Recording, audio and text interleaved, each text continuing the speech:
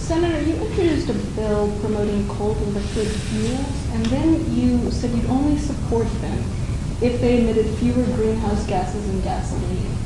Now, all the scientific evidence points to coal being dirtier than pretty much anything else. So how are you going to square your support for coal with the need to fight global warming? Well, I've already done it. You know, I voted against the Clear Skies bill. In fact, I was the deciding vote, despite the fact that I'm a coal state, and that half of my state thought I'd thoroughly betrayed them, because I think clean air is critical and global warming is critical. But this notion of no coal, I think, is an illusion, because the fact of the matter is that right now we are getting a lot of our energy from coal, and China is building a coal-powered plant once a week. So what we have to do then is we have to figure out how can we use coal without emitting greenhouse gases and carbon. And you know, how can we sequester that carbon and capture it? If we can't, then you know, we're going to still be working on alternatives.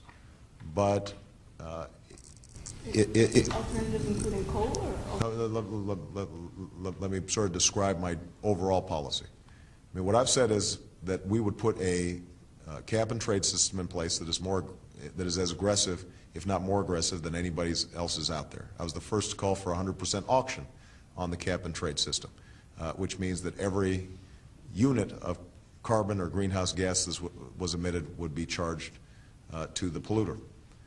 That will create a market in which whatever technologies are out there that are being presented, whatever power plants that are being built, that they would have to meet the rigors of that market and the ratcheted down caps that are imposed every year. So if somebody wants to build a coal-powered plant, they can.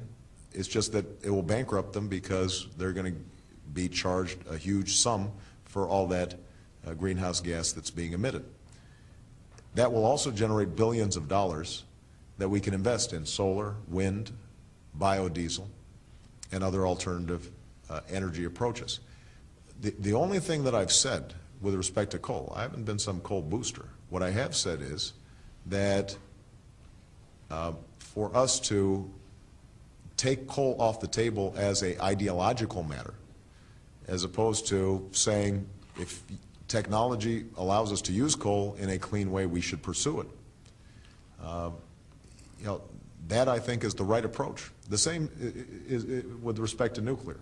Right now, we don't know how to store nuclear waste wisely, and we don't know how to deal with some of the safety issues that remain. And so it's wildly expensive to pursue nuclear energy. But I tell you what, if we could figure out how to store it safely, then I think most of us would say that might be a pretty good deal.